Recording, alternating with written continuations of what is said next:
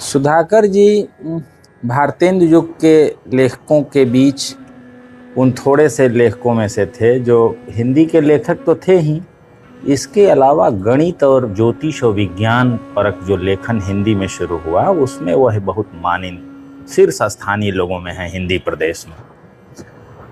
उन पर चर्चा बहुत नहीं हुई है हमारे यहाँ उस विमर्श में। जो जिक्र वगैरह भी किया गया है वो सभा सोसाइटी या उस अर्थ में किया गया है। वो क्वींस कॉलेज बनारस में जो संस्कृत कॉलेज है उसके वो ज्योतिष विभाग के अध्यक्ष थे और सूर्य सिद्धांत पर हिंदी में डायनेमिक कैलकुलस पर उनकी वर्नाकुलर लैंग्वेजेस में मेरे प्रारंभिक किताबों में से होगी चलन कलन और चलराशि कलन नाम से गणित का इतिहास लिखा उन्होंने। गणित का इतिहास हिंदी में 1910 में उन्होंने गणित का इतिहास लिखा। ये सब तो उनका काम गणित और ज्योतिष पर है ही। हिंदी के भाषा आंदोलन में चूंकि भारतेंदु युग के लेखन से वो गहरे संबंध है और भारतेंदु के मित्रों में से हैं। भारतेंदु की जो उपाधि है, ब्रजरत्न दास ने उस प्रसंग का जिक्र किया है कि जो उपाधि भारतेंदु की दी गई, तो जब दी गई जिस प्रसंग में वहां सुधाकर जी भी थे। कश्मीर के एक राजा का जिक्र किया है और वो ब्रजरत्न दास ने बहुत विस्तार से, अभी मुझे याद नहीं आ रहा है, सुधाकर जी ने भी राम कहानी में इसका उल्लेख किया है। उन्होंने भाषा को बढ़ते जनोन्मुख प्रवाह में राम कहानी लिखी। संभव है कि राम कहानी सुनने में जो उसका उल्लेख है उसमें तो भूमिका का ही उल्लेख मिलता है। किताब तो मैंने भी अभी नहीं देखी है।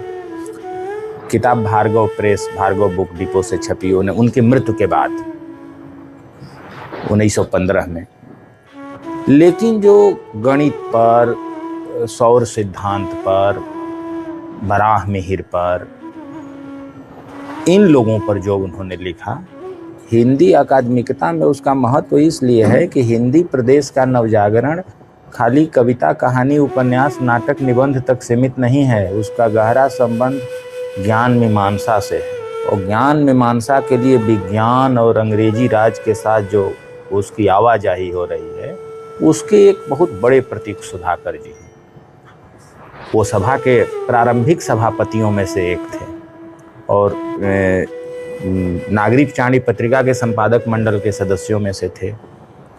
टाउन हॉल में जो वो पहले व्यक्ति थे इधर बनारस, इलाहाबाद और पूर्वी उत्तर प्रदेश और इसके, जिन्होंने विदेश यात्रा के सवाल को लेकर यह तर्क दिया कि नहीं, विदेश जाना निषिद्ध नहीं है, क्योंकि वहाँ जाने से साइंस, टेक्नोलॉजी, ऑब्जर्वेटरी वगैरह बहुत सारी चीज़ें हम सीखेंगे और वहाँ से आएंगे तो हम अपने यहाँ उसको लागू करेंगे। तो एक पश्चिमी ज्ञान को अपने यहाँ ले आने की जो अकुलाहट है पांडित्य के, भारतीय पांडित्य के भीतर, इसलिए कई बार जो मान लिया जाता है कि देसी ढंग के जो विद्वान हैं वो पिछड़े ही हो सकते हैं, यह सच नहीं है। हिंदी प्रदेश, उसी दौर में राधाचरण गोस्वामी ने, जो खुद भारतेंदु मंडल के एक लेखक थे, विदेश यात्रा विवरण नाम से किताब लिखी। सुधाकर जी ने विदेश यात्रा का समर्थन किया। सुधाकर जी का समर्थन बहुत महत्वपूर्ण है क्योंकि जिस बनारस में और जिस पांडित्य परंपरा के वो उत्तराधिकारी हैं, उसके भीतर से अगर आवाज़ आ रही है तो उसका बहुत मजबूती मिलती है कि नहीं, और इसका जनता पर प्रभाव पड़ता है कि विदेश यात्रा जायज़ है। और इसका प्रभाव आप देखेंगे पृथ्वी प्रदक्षिणा वगैरह में भी दिखता है। शिव प्रसाद गुप्त कहते हैं कि यहाँ से जो मैंने देखी हैं जाके बनारस में ये बताऊँगा। सभा के प्रारंभिक सभापतियों में या प्रधानमंत्री के रूप में राम नारायण मिश्र ने विदेश की यात्रा की, यूरोप में 6 मास। तो सुधाकर द्विवेदी इसलिए बहुत महत्वपूर्ण हैं। उन पर लगभग हिंदी में उनको भुला दिया गया है। उन्होंने जो पद वगैरह और ये सब लिखे और साहित्य की रचना, भाषा पर उनके 2-3 लेख स्वतंत्र हैं, वो सब तो है ही। इसके अलावा उन्होंने प्राचीन पांडुलिपियों का संपादन किया ग्रियर्सन के साथ मिलकर, और उनकी भूमिकाओं में वो साथ हैं, जैसे खासकर दादू दयाल पर, पद्मावत पर। अखरावट का भी, अगर मैं भूल नहीं रहा हूँ, तो अखरावट का भी पहला पाठ स्वतंत्र सुधाकर जी ने तैयार किया। उसकी भूमिका अंग्रेजी में है। और महासिद्धांत पर उनकी एक किताब है जिसकी भूमिका, लंबी भूमिका अंग्रेजी में है, जिसमें वह जिक्र करते हैं आपको बताते हुए मुझे अच्छा लग रहा है कि लंदन के इंडिया ऑफिस में जो वो किताब प्राप्त करने के लिए जो खत लिखते हैं, वो कितनी जद्दोजहद के बाद ब्रह्म सिद्धांत किताब मिलती है। भारत में नहीं मिलती, लंदन से उसकी कॉपी मंगवाते हैं, फिर एक पाठ निर्धारण करते हैं, उसकी लंबी भूमिका लिखते हैं और यही बनारस से वो किताब छपी, ब्रह्म सिद्धांत। तो इस तरह उनका सृजन का क्षेत्र बहुत फैला हुआ है। वो सीमित अर्थों में ज्योतिषी नहीं है, सीमित अर्थों में गणितज्ञ नहीं है, सीमित अर्थों में कवि नहीं है, ब्रजभाषा में भी कविताएं उन्होंने लिखी, सीमित अर्थों में वो साहित्यकार नहीं है। वो बहुत बड़ी अर्थों में एक मिशनरी जज्बे के तहत जो हिंदी का आंदोलन चल रहा था, उसके प्रारंभिक उन नायकों में से थे। ये सभा के साथ जुड़े हुए थे, ये इसलिए भी और गौरव की बात है। लेकिन इसके अलावा भी बनारस की पांडित्य परंपरा के वो दुर्लभ लोगों में से थे, जो परंपरा के साथ थे लेकिन आधुनिकता की वकालत करते थे।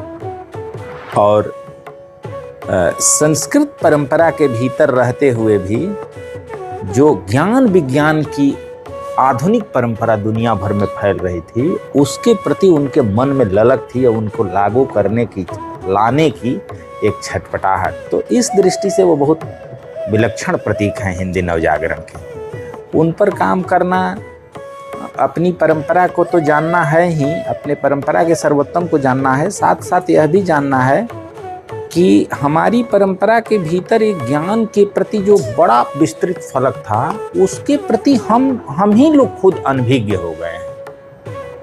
उसका कोई लेखा जोखा हमारे पास नहीं है, न स्मरण है, न कोई हमारी छटपटाहट है उसको जानने की। तो इसके भी वो प्रतीक हो सकते हैं। बापूदेव शास्त्री ने उनके लिए कहा है कि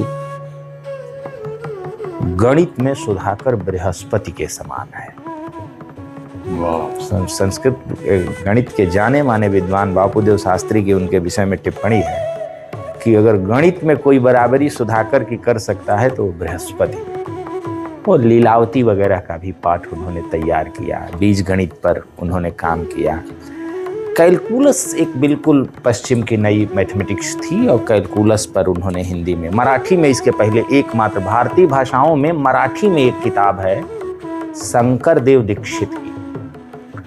हिंदी में सुधाकर जी की किताब पहली किताब है। तो इस तरह सुधाकर जी की तरफ जाना और एक हिंदी के नवजागरण के ज्ञान अंतरिक्ष को, बल्कि आयतन को बड़ा करना है, उनको शामिल करते हैं अगर हम अपनी नवजागरण के इस विचार लोक में, तो हिंदी का ज्ञान अंतरिक्ष फैलता है। और जाहिर सी बात है कि इस ज्ञान अंतरिक्ष को फैलाने में जो बड़े बड़े नायक लेखक थे, उसमें सुधाकर जी उसकी एक कड़ी थे। वो बनारस में हम लोग हैं, तो इस पर जाहिर सी बात है कि कुछ करना चाहिए। मैं इसी पहल से ये चर्चा भी करने के लिए आपसे ये कर रहा हूँ कि इस पर कुछ ऐसा किया जाए जिससे उनकी दुर्लभ सामग्री, वो तो आए ही, उनसे जुड़ी जो और सामग्री है जो उनको साहित्य, संस्कृति या ज्ञान के क्षेत्र में प्रासंगिक बनाती है या उनके अवदान को अलग से रेखांकित करती है, उन सबको खोज के लाया जाए तो ये एक बहुत बड़ी जिम्मेदारी पूरी होगी।